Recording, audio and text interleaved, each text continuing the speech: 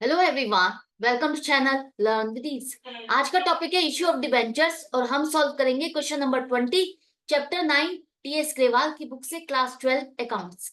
Online sessions online classes के लिए आप मुझे स्क्रीन पर दिए गए नंबर पर व्हाट्सएप कर सकते हो अपना नाम और क्लास।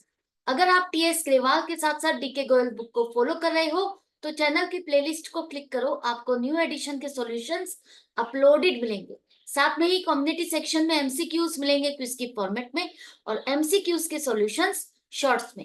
तो बहुत कुछ है चैनल पर, विजिट द चैनल। अच्छा लगे तो शेयर और सब्सक्राइब जरूर करना। क्वेश्चन में कहा है कि रोमी लिमिटेड एक कंपनी है जिसने कपिल एंटरप्राइजेस की 20 लाख रुपीस की एसेट टेक ओवर की परचेज की। साथ में ही उसने उसके क्रेडिटर्स लाइबिलिटी 2 लाख रुपीस की ये भी टेक ओवर की। तो एसेट और लाइबिलिटी दोनों को टेक ओवर किया। अब आप कोई चीज खरीद रहे हो तो उसकी पेमेंट तो आपको करनी होगी, लेकिन यहाँ पर जो रोमी लिमिटेड है वो इसकी पेमेंट कैश या बैंक का बैलेंस कम करके नहीं कर रही है, उससे पेमेंट नहीं कर रही। वो अपनी कंपनी के डिबेंचर्स इसको इशू करके पेमेंट कर रही है। तो किस तरह से जर्नल एंट्रीज बनेगी रोमी लिमिटेड की बुक्स में, यही आपको बताना है।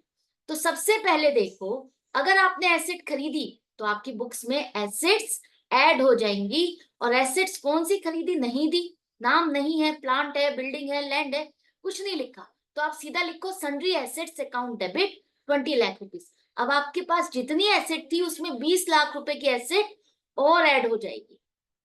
इसी तरह से आपने क्रेडिटर्स 2 लाख रुपए के टेक ओवर किए, आपने इसकी भी रेस्पॉन्सिबिलिटी ली है कि आप इसकी पेमेंट करोगे। क्रेडिटर आपके क्या होते हैं, लाइबिलिटी जिसकी पेमेंट करनी है।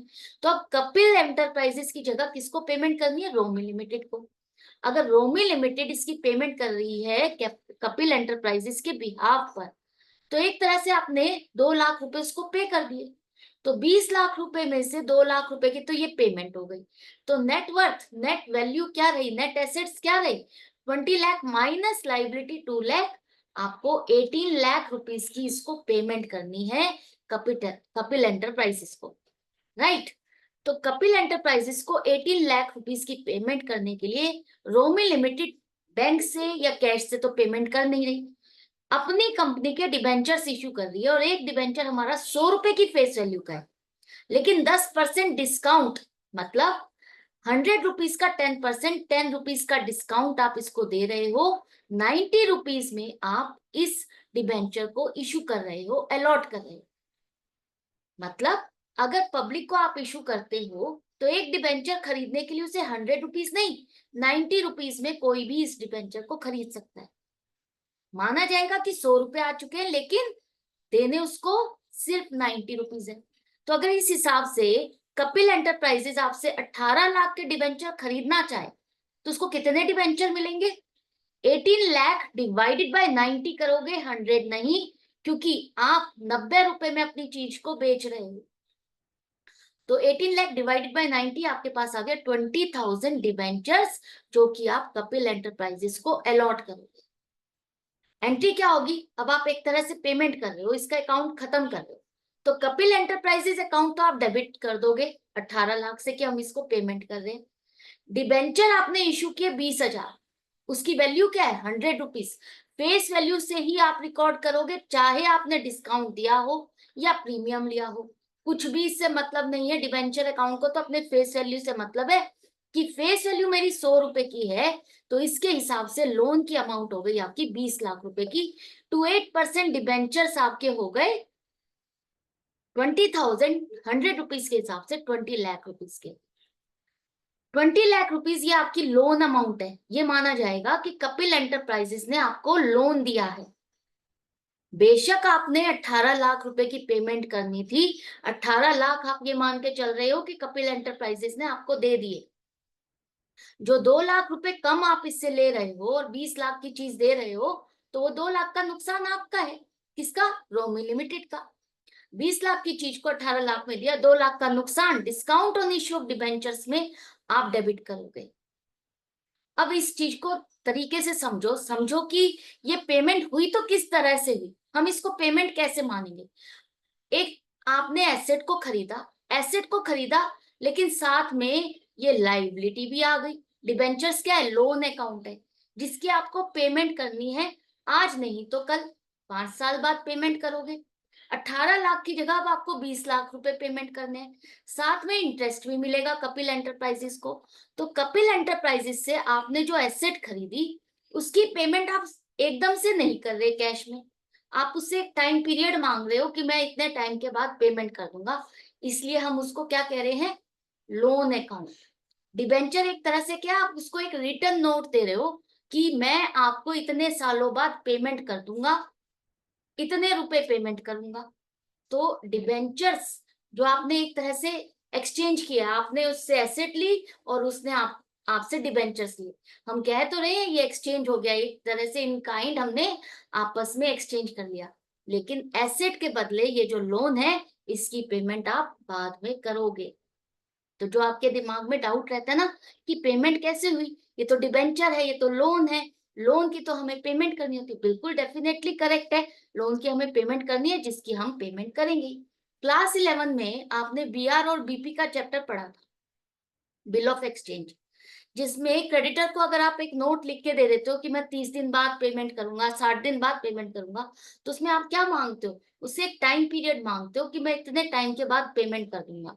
उसी तरह से आपने अगर डिबेंचर्स उसको अलॉट करे हैं तो आप उससे एक टाइम पीरियड ले रहे हो, एक्स्ट्रा टाइम पीरियड, कि मैं 5 साल बाद आपको ये पेमेंट कर दूंगा। और पेमेंट वो भी सिक्योर्ड, आप उसको लिख कर दे रहे हो, डिबेंचर्स दे रहे हो, सिक्योर्ड लोन, जिसे वो मार्केट में बेच भी सकता है और एक टाइम पीरियड के बाद आपसे पेमेंट भी ले सकता है। तो इस तरह से ये लोन अमाउंट आपकी 18 लाख नहीं 20 लाख रुपए, कपिल एंटरप्राइजेस को जब भी पेमेंट की जाएगी 20 लाख रुपए पे किए जाएंगे, साथ में हर साल उसको 8% के हिसाब से इंटरेस्ट भी मिलेगा, जो कि 20 lakh 20 lakh rupees per calculate होगा। तो आई होप आपको प्रैक्टिकली सारी पिक्चर समझ में आ गई कि ये हुआ तो हुआ क्या है। एसेट खरीदी, एसेट हमारी बैलेंस शीट में आ गई, एसेट्स में ऐड हो गई, क्रेडिटर्स वो भी हमारी बैलेंस शीट में ऐड हो गए, साथ में जो बैलेंस है वो आपका 20 लाख रुपए से लाइबिलिटीज में डिबेंचर ऐड हो गया, और कपिल एंटरप्राइजेस तो क्लोज ही हो गया, कपिल एंटरप्राइजेस का नाम बदल के डिबेंचर में आ गया, डिबेंचर नाम दे दिया अब आपने उसको। और जो 2 लाख का है, ये 2 लाख का खर्चा, इसको हम क्या करेंगे, अपने प्रॉफिट एंड लॉस अकाउंट में ट्रांसफर करेंगे। ये सभी चीजें तो आपकी बैलेंस शीट में आ गई, लेकिन ये 2 लाख रुपए का ये अकाउंट आपका नॉमिनल अकाउंट है, जिसे हम कहाँ ट्रांसफर करेंगे, statement of profit and loss account में डेबिट करेंगे। कंपनी है इसलिए statement of profit and loss लिखना, अकाउंट मत लिखना। डेबिट करोगे 2 लाख से, to discount on issue of debentures 2 lakh, ये अकाउंट आपका क्लोज हो जाएगा। आई होप समझ में आ गया। रोमी लिमिटेड ने 20 लाख की एसेट खरीदी, 2 लाख की लाइबिलिटी, नेट एसेट हो गई आपकी 18 लाख, जो कि आपको कपिल एंटरप्राइजेस को पेमेंट करनी। ठीक है, हम पेमेंट कर रहे हैं, पेमेंट इन द सेंस हम कैश में नहीं दे रहे, अपना डिबेंचर उसको इशू कर रहे हैं, अलॉट कर रहे हैं। 90 रुपए के हिसाब से आप उसको दे रहे हो, तो उसके हिसाब से आपके डिबेंचर कितने बन गए, 20,000।